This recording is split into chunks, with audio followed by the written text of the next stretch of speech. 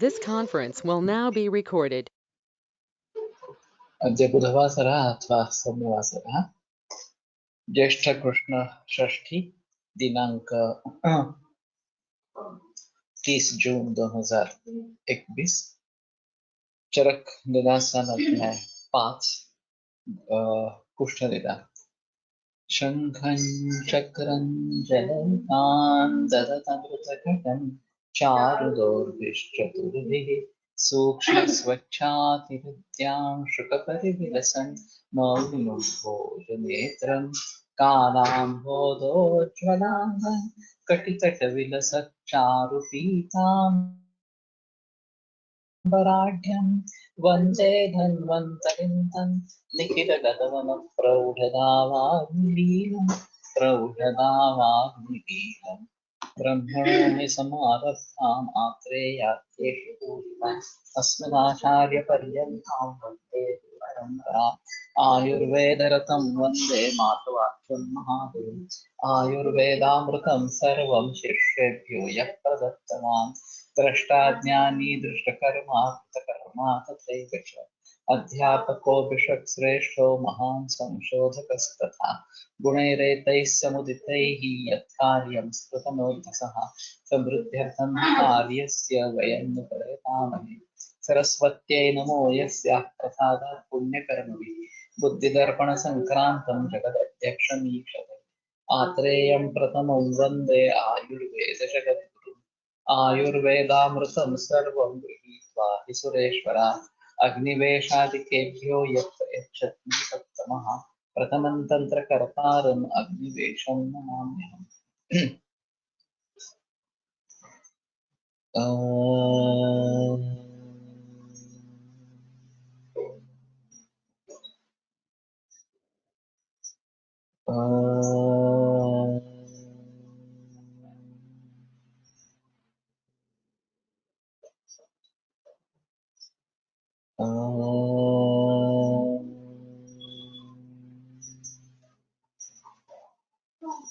ओम शांति शांति शांति।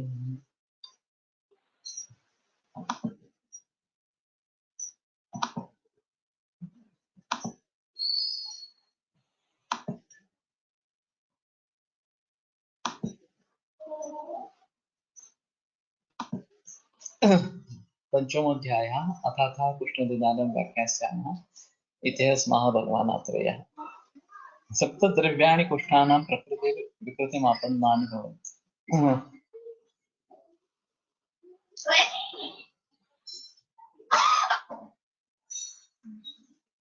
विकृतिमापन्नानि सप्तद्रव्याणि कुष्ठानां प्रकृतिर्भवति इति अन्वयः। तर्हि यानि द्रव्याणि विकृतिमापन्नानि तानि सप्तद्रव्याणि कुष्ठानां प्रकृतिः विकृतिः एव कुष्ठस्य प्रकृतिः इति तत्र फलितार्थः।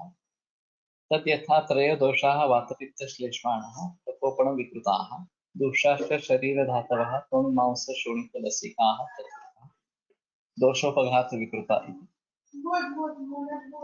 कानि तानि सप्तद्रव्याणि तर्हि त्रयोदोषाः वातपित्तश्लेष्माणः एते त्रयः दोषाः प्रकोपणविकृताः प्रकोपणैः ये विकृताः जाताः दोषाश्च शरीरधातवः त्वङ्मांसशोणितलसिकाः चतुर्था दोषोपघातविकृताः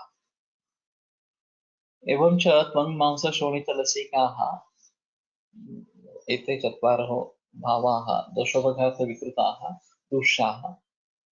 तर्हि त्रयः दोषाः चतुर्विधाश्च दोषाः एते विकृतिमापन्नाः कुष्ठानां प्रकृतिः भवन्ति इति। तो सात द्रव्य ये बताते हैं कि जो विकृति को प्राप्त होकर कुष्ठ की प्रकृति बन जाते हैं उसमें से तीन दोष है और त्वक्मांस शोणित और लसिका ये चार दूष्य है जो दोषोपघात विकृत दोषों की उपघात के कारण विकृत हो गए हैं और प्रकोपण विकृता ये वातपित्त कफक का विशेषण बताया गया। तो वहां यहाँ एक डायरेक्ट रेफरेंस दोष द्रव्य है धातु द्रव्य है इसलिए मिल गया। जो मैं जिक्र कर रहा था जब हम माधव निदान पढ़ रहे थे, तो उसमें व्याधि क्या है, समवाय असमवाय निमित्त कारण दोष किस प्रकार के कारण हैं, ये सब समझने के लिए केवल समवाय कारण द्रव्य ही होता है, केवल द्रव्य ही होता है। तो मैंने कहा कि शरीर, मन, आत्मा, इंद्रिय, ये सभी द्रव्य है हमारे हिसाब से। और शरीर में दोष, धातु, मल, अग्नि वगैरह वगैरह ये सभी द्रव्य ही है इस प्रकार से। तो यहाँ पे डायरेक्ट रेफरेंस आ गया है कि ये सब द्रव्य है, सप्त द्रव्याणि, इस प्रकार का निर्देश है। तो वात पित्त कफ ये द्रव्य है, और शरीर धातु जो है उसमें यहाँ पे चार लिए गए हैं, लेकिन शरीर धातु वो भी द्रव्य इस प्रकार के है। तो जो मैं बता रहा था कि हमारी सिस्टम बेसिकली जो है वो न्याय वैशेषिक की सिस्टम है। और इसीलिए सामान्य विशेषण गुणान द्रव्याणि कर्म समवाय, ये जो बात बताई गई वहां पे, तो ये सभी द्रव्य है और उनके गुण कर्म वगैरह इस प्रकार के बताए। एतत् सप्तानां सप्तधातुकम् एव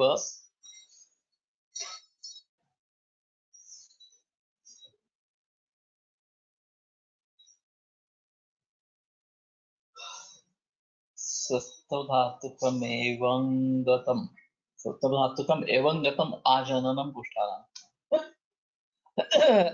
मैं भी थोड़ा उलझन में पड़ गया, ये क्या समास है, संधि है इस प्रकार, एवं गतम। तो इस प्रकार से आजननम कुष्ठानाम सप्तानाम सत्वधातुकम एवं, तो 7 प्रकार के जो महाकुष्ठ इस प्रकार के बताए गए हैं, उनका इस प्रकार का ही निर्माण होता रहता है। अतः प्रभावाणि अभिनिर्वर्तमानानि केवलम शरीरम उपतपन, और से उत्पन्न होने वाले जो है केवलम शरीरम उपतपति, सभी शरीर को उपतप्त करते हैं। हाल ही में मैंने सुना कि गुजरात में किसी अस्पताल में म्यूकरमाइकोसिस के लिए केवल आयुर्वेदिक चिकित्सा की गई, काफी मरीज ट्रीट किए, और एक में भी आग गंवानी नहीं पड़ी, मृत्यु नहीं हुई, कैजुअलिटीज नहीं हुई। और उनका कहना है कि ये आयुर्वेद में वर्णित ये कुष्ठ है, म्यूकरमाइकोसिस। और कुष्ठ की चिकित्सा करके उसमें फायदा इस प्रकार का हुआ है। तो ये गुजरात में हो सकता है, महाराष्ट्र में नहीं हुआ, इसलिए ये जिक्र किया गया वहां पे।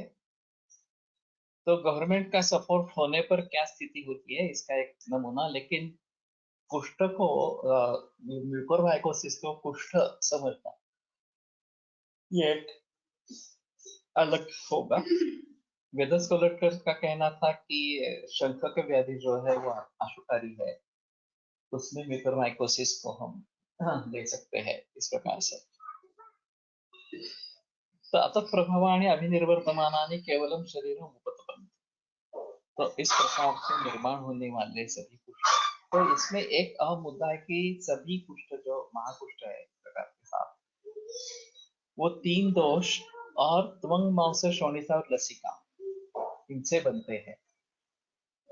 तो इन सभी के बारे में सोचना बहुत जरूरी इस प्रकार का रहेगा।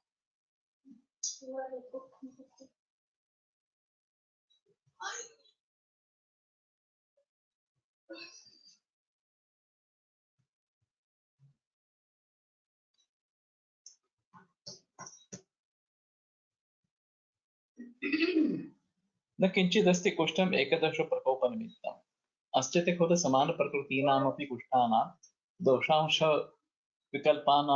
विकल्पनानुबंध स्थान विभागेन वेदना वर्ण संस्थान प्रभाव नाम चिकित्सित विशेषः। तो एक भी कुष्ठ ऐसा नहीं है कि जो केवल एक दोष के प्रकोप के कारण निर्माण हुआ है। अस्तित्व खलु समान प्रकृतीनामपि कुष्ठानां दोषांश विकल्पानुबंध स्थान विभागे, कि समान प्रकृति इस प्रकार के कुष्ठ होने के बावजूद भी दोषांश विकल्प अनुबंध स्थान विभाग इसके आधार पर वेदना वर्ण संस्थान प्रभाव नाम चिकित्सित विशेषः, इन सभी में भी विशेष हो जाता है। वेदना वर्ण स्थान प्रभाव नाम और चिकित्सित, इन सभी में भी विशेष इस प्रकार के हो जाते हैं। स सप्तविधा अष्टादश विधा अपरिसंख्य विधो अभूत्, और वो 7 प्रकार का, 18 प्रकार का या अपरिसंख्य विधा, जिसमें गणना नहीं की जा सकती, इस प्रकार का अपरिसंख्य विधि हो सकता है। दोषा ही विकल्पना ही विकल्पमाना विकल्पयन्ति विकारा अन्यत्र असाध्य भावा।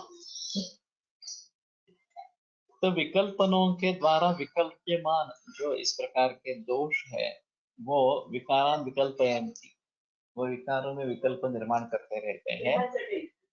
अन्यत्र असाध्य भाव, तो असाध्य भाव को छोड़कर।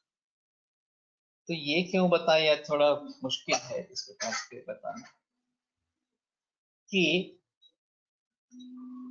उसमें भी विकल्प होना जरूरी इस प्रकार का है असाध्य के बारे में।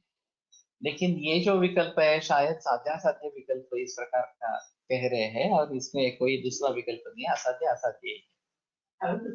लेकिन जो साध्य है उसमें विकल्पना ही विकल्पना विकारान विकल्पयन्, विकल्पों से विकल्प्यमान इस प्रकार के दोष, ये विकारों में विकल्प निर्माण करते रहते हैं। तेषां विकल्प विकार संख्याने प्रसंगम अभिसमीक्ष्य सप्तमविधमेव पुष्ट विशेषो उपदेक्षा। तो विकल्प विकार संख्यान अगर करने की कोशिश करेंगे, उनकी गिनती करने की कोशिश करेंगे, तो अति प्रसंग हो जाएगा कि इतने हैं भेद कि बता नहीं पाएंगे। तो इसलिए सप्तविधमेव पुष्ट विशेषो उपदेक्षा, तो 7 प्रकार के ही पुष्ट विशेष बताते हैं, लेकिन वास्तव में ये कई ज्यादा अपरिसंख्य इस प्रकार से होते हैं। अब ये जो दोष दूष की संकल्पना की गई है, अंशांश विकल्पना दोषों के बारे में बताई गई है, वो एक अहम मुद्दा है। मैंने वो शाहजहां का सॉफ्टवेयर देखा था, मैट्रिक्स, उसमें कंप्यूटर के आधार पे कुछ किया था, और दोष और दूष्य के आधार पर एक्स एक्सिस और वाई एक्सिस पर उसने एक मैट्रिक्स बनाया था। अभी यहाँ थोड़ा सा आसान रहेगा कि जो 7 धातु लिए थे उसने, उसके बजाय ये 3 दोष और 4 ये शारीर भाव, जैसे कि त्वंग मांस लसिका और रक्त शोणित लसिका, इस प्रकार से। तो इन 4 भावों को लेकर अगर मैट्रिक्स बनाते हैं और फिर वो सोचने की कोशिश करते हैं कि कौन से भाव किस किस पृष्ठ में कितनी मात्रा में उपस्थित है, और फिर उसके आधार पर उसकी चिकित्सा करते रहे, उसके बारे में दवाइयाँ ढूंढने की कोशिश करते। हाल ही में हमारे यहाँ एक ऐसा हुआ कि ब्रेस्ट कैंसर की रुग्णा थी, लेकिन पूरे बदन पे कुष्ठ था। ये थोड़ा सा एक कुष्ठ इस प्रकार से कहेंगे, और बहुत ही रुक्षता थी और कंडू ही बहुत ज्यादा थी। तो दवाइयाँ दी, लेकिन ये कुष्ठ में कुछ असर नहीं हुआ। फिर कुष्ठ को ही प्रधान मानकर चिकित्सा देना आरंभ किया। एक्चुअली मैंने उसको कांजीधारा का भी सुझाव, चक्रधारा का सुझाव दिया है, लेकिन घृतपान, अब बाह्य घृत लगाना और रक्तमोक्षण करना, ये सभी बातें की तो धीरे धीरे कुष्ठ कम। अभी ब्रेस्ट कैंसर का सिलसिला चालू ही है, उसकी भी दवा दे रहे हैं, और वो ज्यादा तकलीफ वाली बात नहीं है, लेकिन ये कुष्ठ बहुत ही तकलीफ वाली बात है। और मरीज आया था कैंसर के लिए, लेकिन ये उपद्रव इतना प्रबल था, उसका ब्रेस्ट कैंसर से संबंध है नहीं है ये बताना मुश्किल इसका काम। तो ऐसे अगर मरीज मिलते हैं कि जिनमें ये कुष्ठ बहुत ही ज्यादा मात्रा में रौक्ष, कंडू और ये सभी चीजें होती रहती है, तो उसको कैसे सुलझाना, ये बड़ी मुश्किल इस प्रकार की बात होती है। तो अंशांश विकल्पना के बारे में सोचना जरूर इस प्रकार का रहेगा। और जैसे वो उपशय अनुपशय में ये बातें बताई गई है कि वायो सर्वे भावे वर्धका कषाय रसा कलाइष्ट, इस प्रकार से, उस प्रकार से दोषों की विकल्पना करना कि किससे क्या निर्माण हुआ है, इस प्रकार से कौन से गुण उसमें शामिल इस प्रकार के हैं, और फिर उसके आधार पर चिकित्सा करते रहना, ये एक आवश्यक इस प्रकार का रहेगा। तो ये 7 प्रकार के ही कुष्ठ को बताने वाले हैं, ऐसा कहना है। वैसे भी अपरिसंख्य इस प्रकार के हो जाते हैं।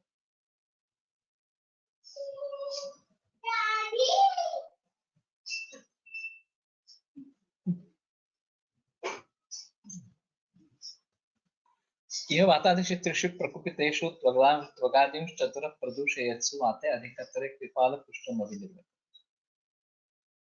तो वातादि 3 अगर प्रकुपित है और त्वगादि 4 उनको वो प्रदूषित कर रहे हैं, तो वाते अधिकतरे, इसमें वात अगर ज्यादा होता है तो कपाल कुष्ठ का निर्माण होता है।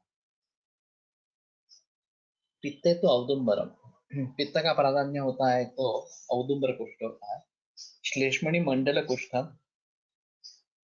कफ प्राधान्य रहता है तो मंडल कुष्ठ। वात पित्त और ऋष्य जिह्वा, वात पित्त दोनों है तो ऋष्य जिह्वा। पित्त श्लेष्मण हो पुंडरी पित्त और कफ इनके होने से पुंडरी कुष्ठ होता है। श्लेष्म मारुतयो हो सिद्ध कुष्ठ, कफ और मारुत के जरिए सिद्ध कुष्ठ सर्वदोषाभिवृद्धो काकणकम अभिनिर्वत, और सभी दोषों की वृद्धि होने पर काकणक यह निर्माण होता है। एवमेष सप्तविधा कुष्ठ विशेषो भवति, इस प्रकार से ये 7 प्रकार का कुष्ठ विशेष है। अशी वाताने येणारी कंठू आणि कपाने येणारी कंठू डिफरन्शिएशन करायचं. हाँ वाताने येणारी कंठू हाँ आणि कपाने येणारी कंठू, हो फरक रहता ना। नाही डिफरन्शिएट वातामध्ये वृक्षता रहते, वात से जनित कंडू है तो उसके साथ में रौक्ष खरत्व ये भाव रहते हैं, और कफ में रहेंगे तो ये भाव नहीं रहेंगे। ये अहम मुद्दा इस प्रकार का रहेगा। हाँ, ये वात पित्त और वृक्ष जिह्वम, ये जो संधि हुआ है ये थोड़ा चिंत्य है। जनरली अगर आगे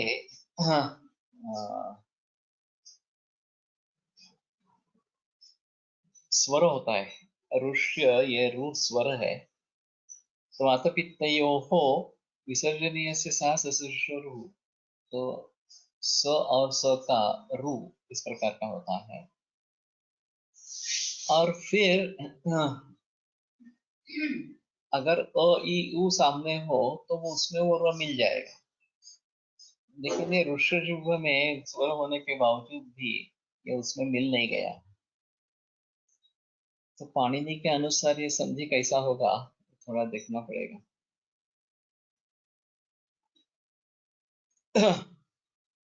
सच एष भूयस्तरम अतः प्रकृतो विकल्प्यमानायां भूयस्य विकार विकल्प संख्या आपत्ति। तो प्रकृति के में अगर विकल्पना की जाती है तो भूयस्य विकार विकल्प संख्या आपत्ति, बहुत सारे विकार विकल्प संख्या को प्राप्त करता है। ये बेसिकली 7 प्रकार का है, लेकिन आगे ये काफी प्रकारों को जन्म देने वाला, विभक्त होने वाला इस प्रकार का है। सर्वांग कंडू इन विच टाइप,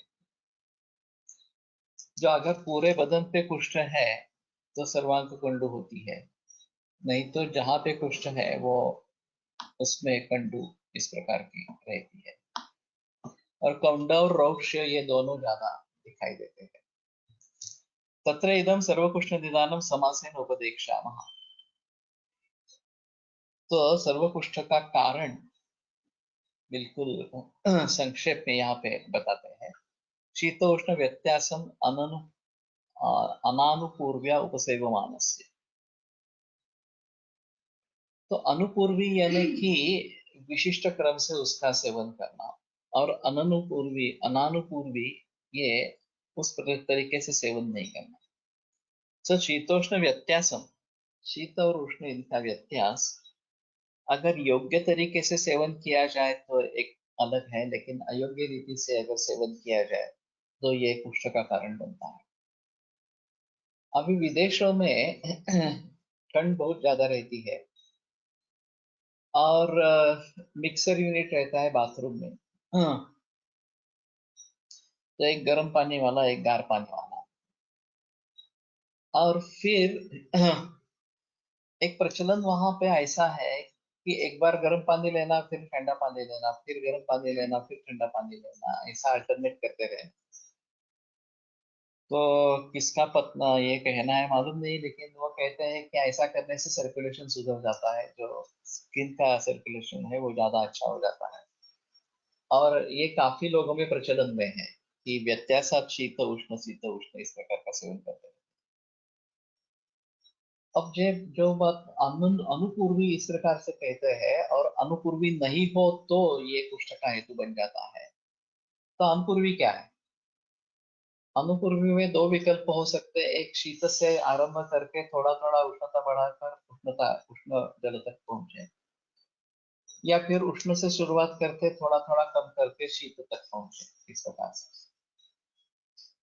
तो मैंने अंतिमतः मुझे क्या चाहिए वो सोचकर आरंभ किससे करना है ये सोचना है। अगर गर्मी का मौसम है तो अंतिमतः मुझे शैत्य चाहिए, तो थोड़े गर्म पानी से शुरुआत करके फिर पानी थोड़ा ठंडा, ऐसा करते करते ठंडे पानी तक आ जाना, ये ग्रीष्म ऋतु में करना। और ठंडी के मौसम में, जाड़े के मौसम में थोड़े ठंडे पानी से शुरुआत करें, धीरे धीरे बढ़ाते जाए, और अंत में ये उष्णता, उष्ण जल इस प्रकार के ले। अभी पूर्ववातात पर अगर तुषार वर्षा निनाद, ये जो बात बताई है, तो पूर्व का मतलब पूर्व दिशा का ये भी होता है, और पूर्व का मतलब सामने से आने वाला ये भी होता है। तो जनरली इन सभी ने पूर्व दिक से आया हुआ इस प्रकार का आतप नहीं सेवन करना है, इस प्रकार का बताया।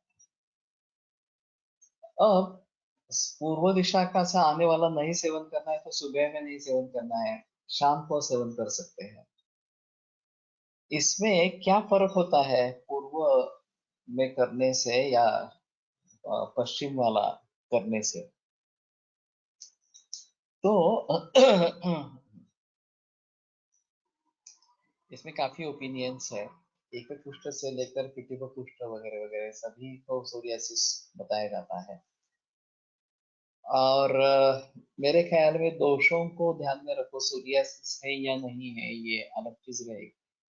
अगर सोरियासिस है तो जेनेटिक डिसऑर्डर है, पूरा ठीक होने की संभावना कम रहती है, लेकिन ज्यादातर मरीज 90% से ऊपर ठीक हो जाते हैं। थोड़ा कुछ रहता है वो वैसा ही रहेगा। चंद ही लोग मैंने ऐसे देखे हैं कि जो पूरी तरीके से ठीक हो गए, लेकिन कुछ भी अंश नहीं रहा, ये भी मैंने देखे हैं। तो दोषों के आधार पर ही करने की कोशिश इस प्रकार से करो। मंडल कुष्ठ जो बताया गया है यहाँ पे, वो काफी मरीज दिखते हैं, वो कफ प्रधान है, और औदुंबर जो है वो पित्त प्रधान है। ये दोनों दिखते हैं ज्यादातर। तो मंडल कुष्ठ में बार बार वमन विरेचन रक्त मोक्षण ये करवाते रहना, ये सभी कुष्ठ में करना है वास्तव में। तो इससे काफी लाभ इस प्रकार का हो जाता है। तो शाम को अगर आतप सेवन करते हैं तो वो धीरे धीरे उष्णता कम हो जाती है। सुबह करते हैं तो धीरे धीरे उष्णता बढ़ती है। और फिर वो सहन करने की शक्ति नहीं रहती, उससे तकलीफ होने लगती। तो बेहतर ऑप्शन है कि शाम का आतप सेवन करें, शाम पहनने के लिए निकले। और पूरक का जो मतलब है, अगर सामने से आ रहा है इस प्रकार से तो वो टाले। तो दक्षिण उत्तर घूमे या फिर पश्चिम की तरफ चले। लेकिन जब टहलने के लिए बाहर निकले हैं तो पश्चिम की तरफ निकलेंगे तो वापिस फिर से पूरब की तरफ ही आना पड़ेगा। तो दक्षिणोत्तर चलना बेहतर इस प्रकार का रहेगा, सामने से आतप नहीं आएगा। लेकिन जब प्रवास कर रहे हैं, यान के ऊपर जा रहे हैं, तो सामने से वायु आएगा ही, इसमें कोई संदेह नहीं, ये टाल नहीं सकते। तो पुरोवातात परजस तुषार वर्षा निलान, ये वात की जो बात कही गई है, ये सुश्रुत में दिशाओं के बारे में गुरुदेव को बताएगी, वायु के बारे में। मारुत नैऋत सुखा, नैऋत दिशा से आने वाला वायु ये सुख कारक इस प्रकार का बताया गया है। तो वो भी देखना चाहिए कि किस तरीके से, किस दिशा से वायु आ रहा है और वो अच्छा है या नहीं है सेहत के लिए। तो उसके आधार पर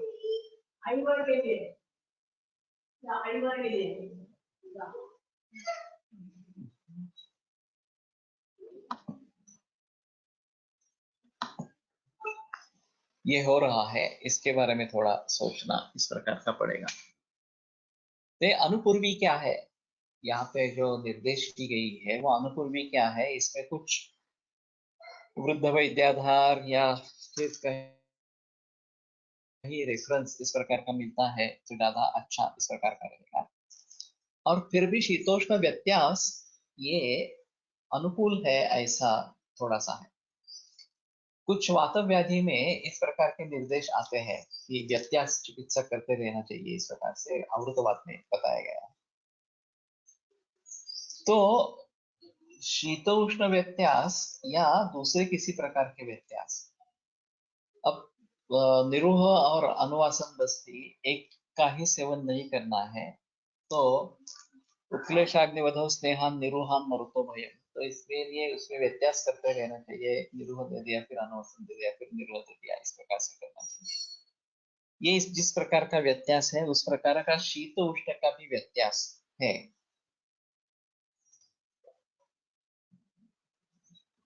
अब जब खाना खाने के बाद डेजर्ट्स लेते हैं जो ज्यादा शीत इस प्रकार के होते हैं, आइसक्रीम वगैरह इस प्रकार से, या फिर फ्रूट्स, और शुरू में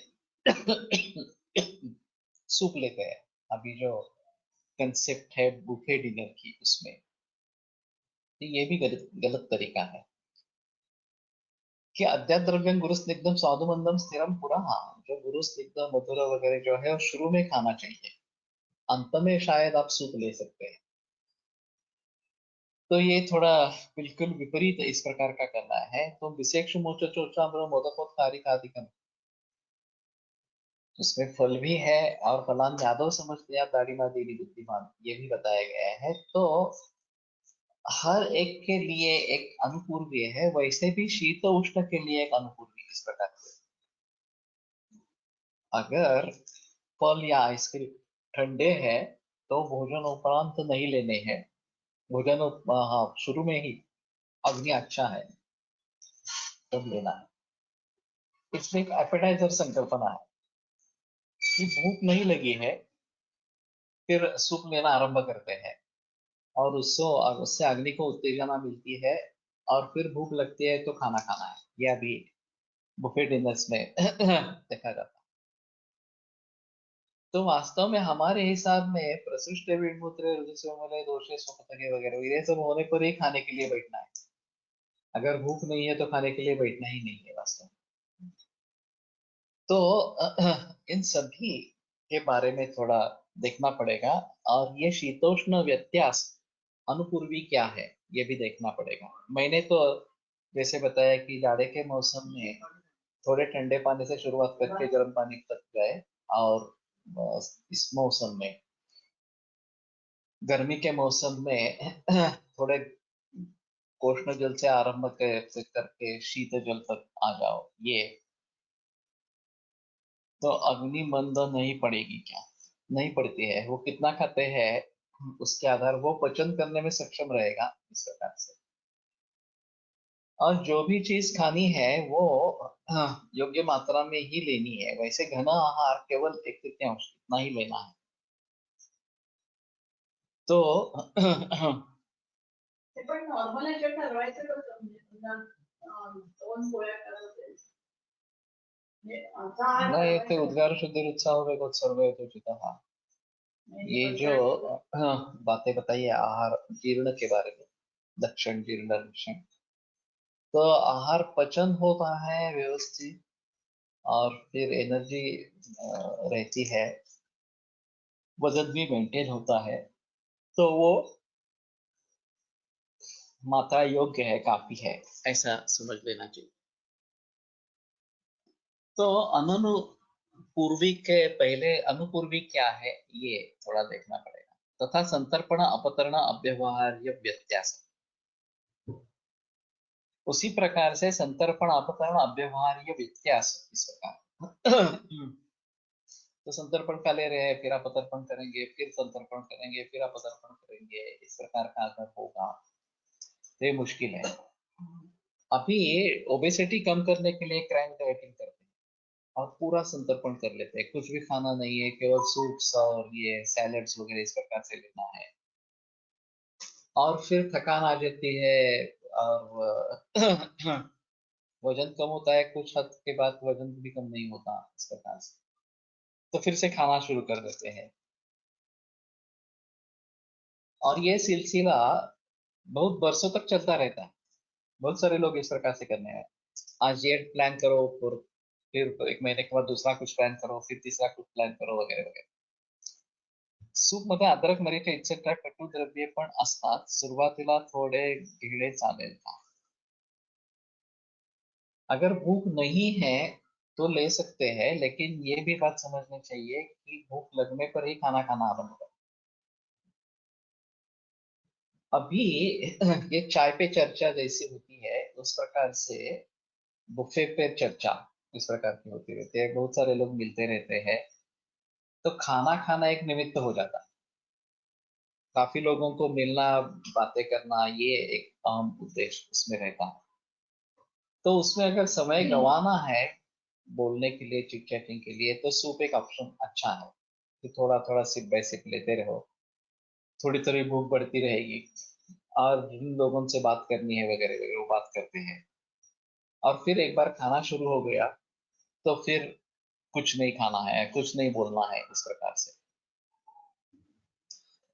तो भूख लगने पर अगर शुरू करते हैं बुफे, तो बेटर ऑप्शन है पहले डेजर्ट या फलों से आरंभ करो, खाना खा लो और अंत में अगर चाहते हैं तो सूप ले लो। जरूरत है ऐसा नहीं है, लेकिन अगर चाहते हो तो सूप ले लो। लेकिन ये जो गुरु पदार्थ है, शीत मधुर स्निग्ध है, वो शुरू में ही लेने चाहिए तो अच्छा रहेगा। भोजनाग्रह सदा कथ्यम लवणार्धकम असं आले आहे ना, है। लेकिन अग्निसंधिपनम रुच्चम स्रोतोमुख विशोधनम इस प्रकार का बताया गया है, वह प्रकाश में वर्णन है इसके लिए। तो जिनमें अग्निमांद्य है और भूख अच्छी नहीं लगती है, उनमें ये लेना है। दाहे निदाग शरद नैव पूजित मानसकम, ये भी बताया गया है।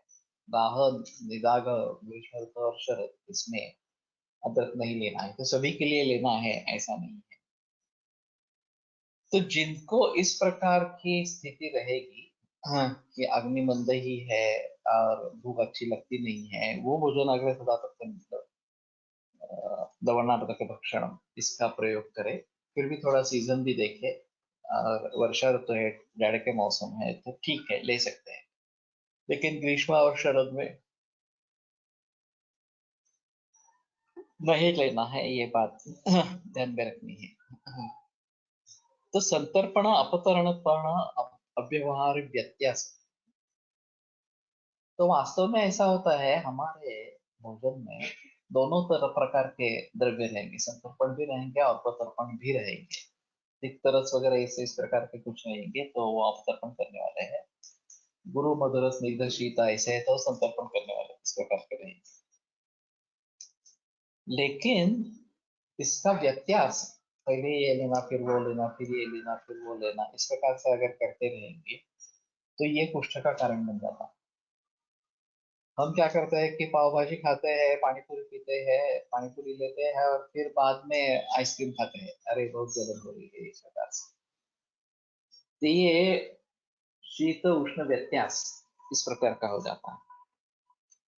अब कई लोग कहेंगे कि ये खाने से, आइसक्रीम खाने से पित्त की शांति हो जाती है और तकलीफ नहीं होती, जो जलन होती है वो जलन नहीं होती। लेकिन फिर भी इस प्रकार से करवा कर पाना ये सही है या गलत है, इसके बारे में थोड़ा सोचना पड़ेगा। तो संतर्पण अपतर्पण अव्यवहार्य व्यत्यास मधु फाणित मत्स्य लकुच मूलक काकमाची ही सततम अतिमात्रम अजीर्णिक समजता। तो मध, फाणित, मत्स्य, लकुच, मूलक, काकमाची, ये सब सततम अतिमात्रम अजीर्णिक समजता, एक सातत्य से सेवन कर रहे हैं, ज्यादा मात्रा में ले रहे हैं और अजीर्ण होने पर भी ले रहे हैं, इस प्रकार के अजीर्ण के बावजूद ले रहे हैं, तो ये सर्व कुष्ठ ग्राम इस प्रकार का कुष्ठ का हेतु इस प्रकार का बन जाएगा। तो अति सर्वत्र वर्गे ये तो कॉमन सेंस है, कॉमन नियम है कि किसी भी चीज का अतिरेक नहीं होना है। और सतत सेवन जो नित्य सेवनीय पदार्थ नहीं है उनका सतत सेवन करना बराबर नहीं, इस प्रकार का। और अजीर्ण होने पर तो खाना ही नहीं है, ये सबसे अहम मुद्दा इस प्रकार का है। चिलिचिमम च पयसा, चिलिचिम जो मत्स्य है वो दूध के साथ लेना। उसमें अत्रेय भद्र का 26 अध्याय में विरुद्धार के बारे में कहते हुए अत्रेय ने कहा था कि सर्वदेव मत्स्यान पयसान अव्यवहार, सभी मत्स्य जो है वो दूध के साथ नहीं लेने हैं। तो फिर अग्निवेश ने किसी दूसरे ने कहा कि अन्यत्र चिलिचिमा, चिलिचिम छोड़कर बाकी मत्स्य मत खाए वगैरह इस प्रकार से। सपुना लोहिता शकलीभूत वगैरह इसका विशेषण बताए गए। तो आत्रेय ने उसका खंडन किया है, विशेषतः चिलिचिम को तो नहीं खाना है इस प्रकार से। तो मत्स्य और दूध का विरोध है उष्णामत्स्य पय शीतम इस प्रकार से, और फिर ये विरुद्ध इस प्रकार का हो जाता है। गोड जेवणात तोंडी लावण्यासाठी ठेचा चटणी वापरली जाते, हे पण व्यत्यास होईल का? होगा क्योंकि टेस्ट में बदलाव आने के लिए ये करते रहेंगे और ये व्यत्यास करते ही रहेंगे, एक बार ये एक बार वो, एक बार ये एक बार वो, फिर इस प्रकार से।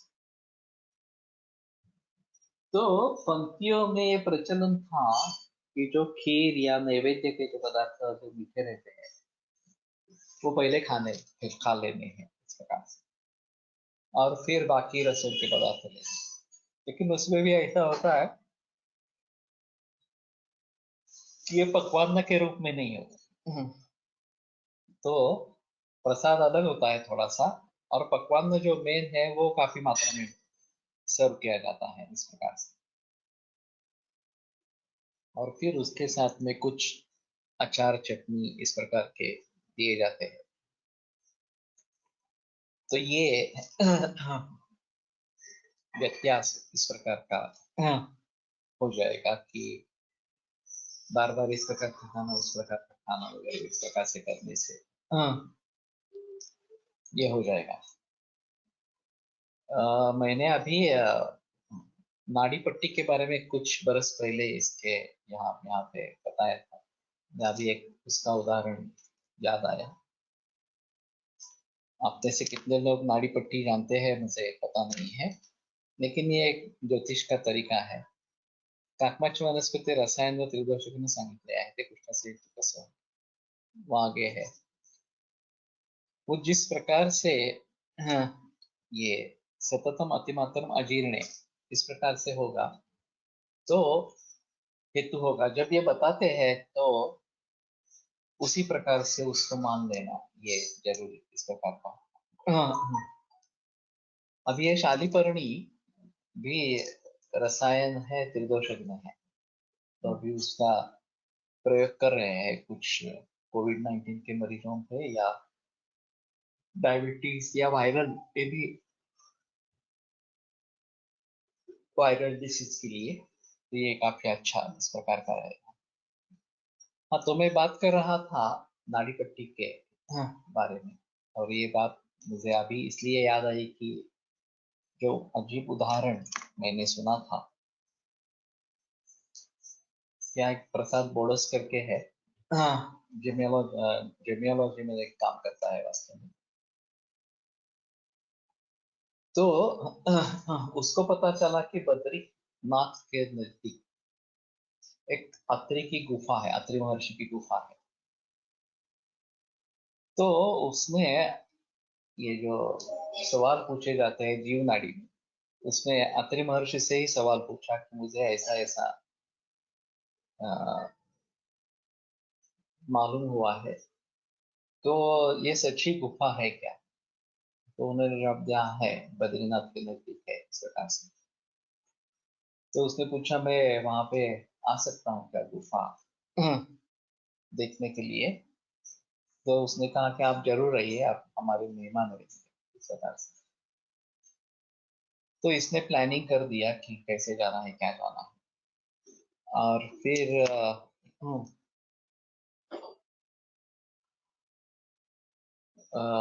उसको कैसे लोगों को पता चले कि गुफा है, तो बहुत सारे लोगों से बातचीत की तो पता चला कि एक बूढ़ा आदमी मत बोला कि मुझे मालूम है वो गुफा, तो तुम्हें दिखाऊंगा. तो उसके साथ वो गुफा देखने के लिए गया. और जैसे वैष्णो देवी मंदिर में है, नीचे झुककर बहुत जाना पड़ता है, इस प्रकार सा कुछ एक उसमें गुफा थी. वो क्रॉस करके आगे चले गए, फिर एक पठार जैसा था, फिर उसमें काफी चले, फिर दूसरी एक गुफा मिली इस प्रकार से. तो जब ये इस प्रकार से गुफा से बाहर निकले तो एक आदमी ने वहां पे मिला. उसने उसके प्रसाद के रूप में उसने कुछ फल दी, तो उसने खा ली. फिर आगे चला गुफा के यहाँ, और एक आदमी मिला, तो उसने भी मधु कुष्ठ हेतु, वो अति प्रमाण में अगर खाते हैं तो कुष्ठ का हेतु है. तो उसने भी प्रसाद दिया, फल दिए, उसने वो प्रसाद ग्रहण किया. फिर गुफा में गए, वहां पर थोड़ा ध्यान वगैरह किया, वापिस आए. तो उसको पता चला कि उसके पास एक दो तीन दिन है. तो क्योंकि ये कितने दिन का माहौल होगा मालूम नहीं था, तो उसने सोचा कि ठीक है, मैं बद्रीनाथ का दर्शन करूंगा. वो जहाँ पे था वहां से एक सीधी बस बद्रीनाथ जाने वाली थी, लेकिन जब ये वापस आए तो पता चला कि वो बस तो निकल गई, तो बद्रीनाथ उस बस से नहीं जा सकते. तो थोड़ी पूछताछ की तो पता चला कि आप बसेस चेंज करके जा सकते हैं, 3 बस करनी पड़ेगी. तो तीसरी बस आपको बद्रीनाथ तक पहुंचा देगी. तो पहले इस स्थानक पे जाओ, फिर वहां से दूसरी बस ले लो, फिर वहां से तीसरी बस ले लो, इस प्रकार. तो उसने सोचा कि ठीक है, ऐसा तो सही, ऐसा नहीं. तो पहले बस में बैठ गया, और उसको तो कुछ पता नहीं था कि कौन सा स्थानक है, कब आने वाला है. तो कंडक्टर से वो बार बार बताता रहा कि मुझे इस स्थानक पे उतरना है, तो आप मुझे बता दो. और वो जल्दी उसमें से उतरने के लिए चल पड़ा. तो उसी बस में 2 और आदमी थे. एक 60 बरस का था, एक 80 बरस का था। तो उन्होंने उससे पूछा आपको कहाँ जाना है, तो उन्होंने बद्रीनाथ जाना है। तो तुम्हें पता नहीं है क्या कुछ यहाँ का, तो मुझे मालूम नहीं है। तो ठीक है हमारे साथ चलो, हम भी वहीं पे जा रहे हैं। तो फिर ये आसान हो गया थोड़ा सा, दूसरी बस ले ली, तीसरी बस ले ली, बद्रीनाथ पहुंच गए। तो उसने उन्होंने पूछा कि तू कहाँ रहने वाले हो। ये बोला नहीं, अब मैंने डिसाइड तो नहीं किया है, मैं हाल ही में प्लान बनाया, तो अब देखता हूँ कोई लॉज ढूंढता हूँ। तो बोले ठीक है हमारे साथ चलो, फिर हम भी रहने वाले हैं तो हमारे यहाँ प्रबंध करते हैं। बोले ठीक है आपके साथ चलेंगे। हाँ। तो वो तो सीधे मंदिर पे चले गए। हाँ। और जैसे ही वहां पहुंचे, मंदिर के पुजारी लोगों ने उनका स्वागत किया, और आइए आपका सब इंतजाम किया गया है, इस प्रकार से मैंने उनको बताया। तो उन्होंने बताया कि ये भी हमारे साथ मेहमान है, तो उनकी भी खातिर करो, उनको भी रहने के लिए जगह दो। तो बोले हाँ ठीक है करेंगे। फिर शाम को मंदिर में दर्शन के लिए चले गए। दर्शन हुआ। तो ये सोच रहा था कि कल वहां से निकल जाएंगे सुबह से। तो इन लोगों ने पूछा कि तुम्हारा वापसी का टिकट कब का है दिल्ली से। उसने बता दिया, तो उसमें एक दिन और था। तो बोले एक रुक जाओ ना एक दिन, कल पूजा करेंगे, प्रसाद ग्रहण करो, और फिर शाम को निकलो, तुम्हारे पास समय है। बोला कि मेरा रिजर्वेशन है, तो हो जाएगा, मैं एक्सचेंज करवा दूंगा।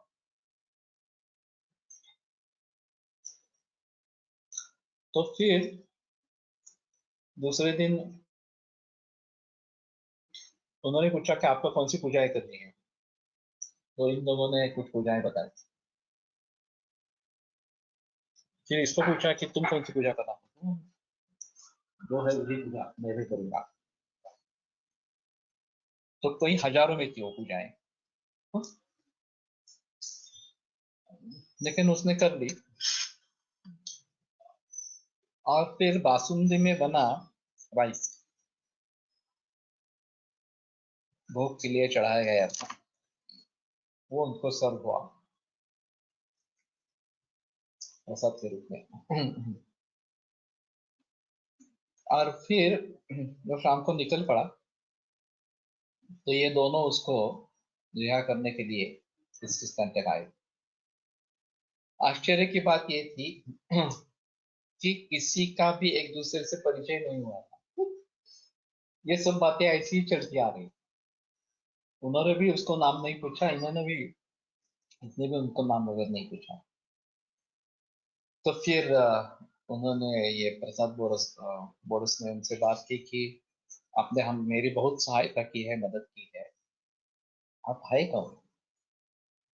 और उसने पूजा के कुछ भी पैसे देने के लिए इनकार कर दिया कि नहीं हम पैसे नहीं लेंगे, पुजारी वगैरह ने बताते पैसे नहीं लेंगे आपसे, आप मेहमान हैं हमारे, इस प्रकार।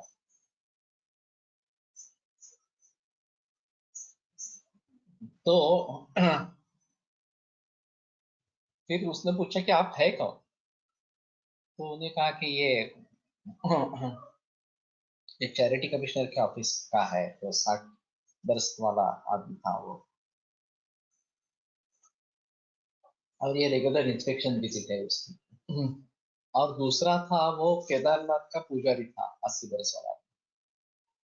तो ये दोनों उनके लिए वीआईपी थे, और उनसे पैसा लेना वगैरह ऐसा कुछ संभव ही नहीं था इस प्रकार से। उनके साथ में इसकी भी पूरी मेहमानबाजी खूब की गई, और उनको ये मेहमान रहा इस प्रकार से। कहा भी पैसे देने नहीं पड़े।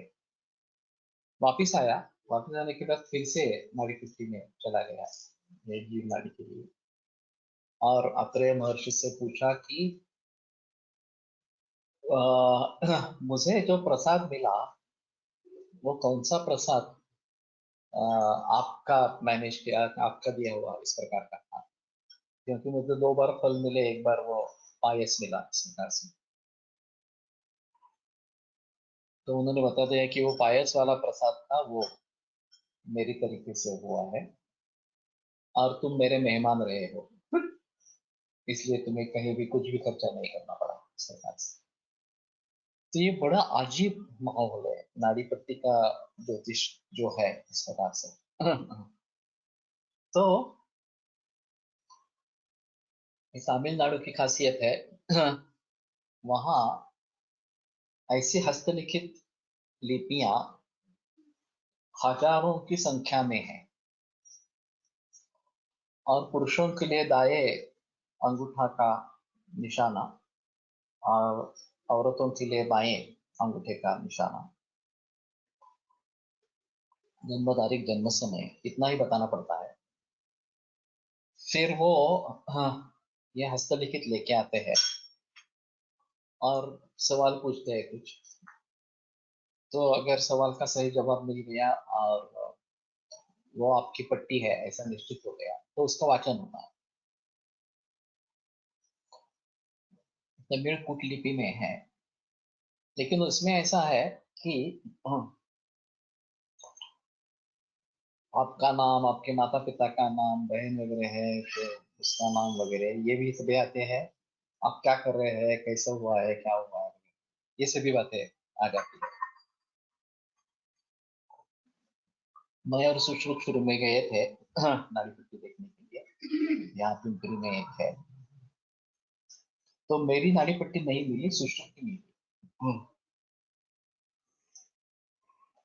तो उसने सीधा बता दिया कि तुम्हारा नाम सुश्रुत है, पिता का नाम दिलीप है, माता का नाम माधवी है, ये सभी आयुर्वेद में है, और तुमने भी आयुर्वेद में एडमिशन ली है, और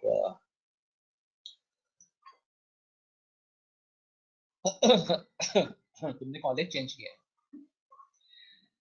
तो ये बड़ी एक चौंका देने वाली बात थी, क्योंकि उसने कुछ दिन पहले ही वाघोली से एडमिशन छोड़ के अंत में अष्टांग आयुर्वेद महाविद्यालय में एडमिशन मिल गई थी उसको, और ये कुछ दिन पहले ही हुआ था।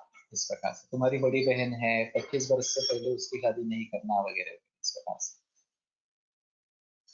और जो उसमें बताया वही सिलसिला अगले दफा मैं जब गया, वो दत्त जयंती का मुहूर्त था, और फिर मेरी नाड़ी पट्टी भी मिल गई।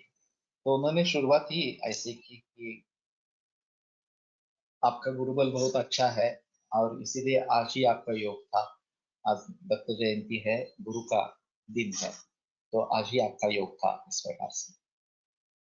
और आपके हाथों एक बड़ा काम हो गया है और एक बड़ा काम होने वाला है, उसके लिए ऋषि मुनियों को, ऋषि मुनियों के आपको आशीर्वाद। तो मुझे विश्वास नहीं रहा, क्योंकि त्रिस्कंद कोश बहुत बड़ा काम है, उसमें कोई संदेह नहीं है, और प्रातिपदिक काम जो मैं कोश करने वाला हूँ वो उससे भी बड़ा इस प्रकार का काम। लेकिन शुरू में ही नाड़ी पट्टी में ये बात बताई गई, और फिर आगे मुझे वहां तमिलनाडु में जाकर धन्वंतरी हवन करना है, धन्वंतरी का हवन करना है, याद करना है, इस प्रकार का बताया गया। तो मैंने वो जाके किया। तो ये थोड़ा अजीब माहौल इस प्रकार का है। और ये अभी बात निकली ये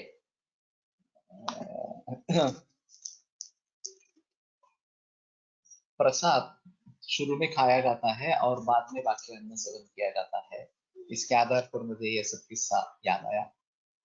उसके पास इस प्रकार के नाड़ी पट्टी के बहुत सारे किस्से हैं। हमारे यहाँ एक जापानी लड़की थी, जामनगर में उनका बीएमएस किया था, फिर बाद में मेरे यहाँ करीबन 1.5 बरस सीखने के लिए आई थी। हाँ, तो उसकी भी नाड़ी पट्टी मिल गई। हाँ, और फिर उसको कहा गया कि तुम अभी वापस जाओगे, तुम्हारे शादी के बारे में बातचीत होगी, लेकिन अभी शादी मत करना, क्योंकि ये टिकने वाली नहीं है शादी। वो वैसे 37 एज। तो ये जापान में मैंने देखा कि बहुत सारी अ, युवा युवतियां बूढ़े बूढ़े हो जाते हैं, शादी जल्दी होती ही नहीं है। 40-40 बरस तक शादी नहीं होती है, ऐसा मैंने थोड़ा देखा उसमें। तो उसको कहा गया है कि तुम्हें फिर चांद मौका मिलेगा एमडी करने के लिए। हाँ, तुम वापस भारत में आओगे और फिर जब वापस जाओगे तब शादी करवा लेना, वो तुम्हारी शादी टिकेगी इस प्रकार से। और वैसा ही हुआ। घर वाले चाहते थे शादी करे, लेकिन इसने इनकार कर दिया। इसके लिए भी पूजा बताई गई थी, उसने करवा ली पूजा। और फिर उसको जामनगर में फिर से एडमिशन मिल गई। अभी वो शायद उसका कोर्स पूरा हो गया होगा, नहीं तो अभी नवंबर में होगा। शायद पूरा हो गया होगा, अभी फिलहाल मुझे पता नहीं है कि वो जामनगर में ही है या वापस चली गई है इस प्रकार से। तो जापान की लड़की है या फिर अफगानिस्तान के लोग मिलते हैं, मुस्लिम बहुत सारे मिल होते हैं कि जिनकी नाड़ी पट्टी निकलती है। और किसका योग कब आने वाला है ये उनको मालूम रहता है। तो उन्हीं की नाड़ी पट्टियां वहां पे मौजूद इस प्रकार की रहती है। तो ये काफी अलग इस प्रकार का माहौल है। तो ये अलग ही कुछ हुआ।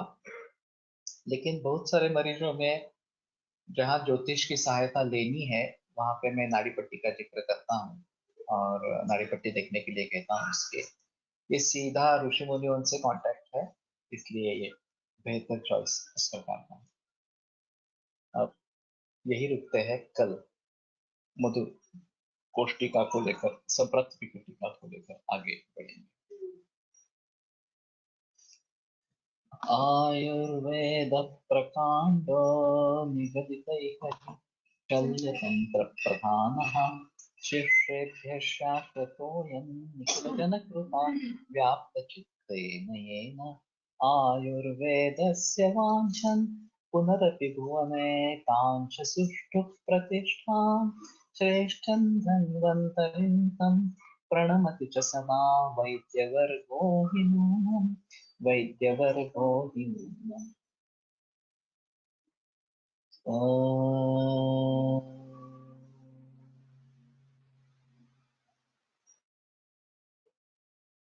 ॐ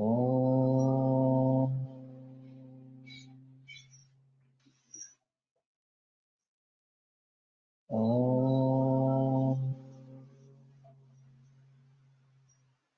ॐ शान्ति शान्ति शान्तिः। विरम्यते व्याख्यानमाकारात्। अद्य चतुर्वादनावसरे योगसूत्रं पठिष्यामः। श्वः पुनः माधवनिदानम्। विरम्यते व्याख्यानमाकारात्।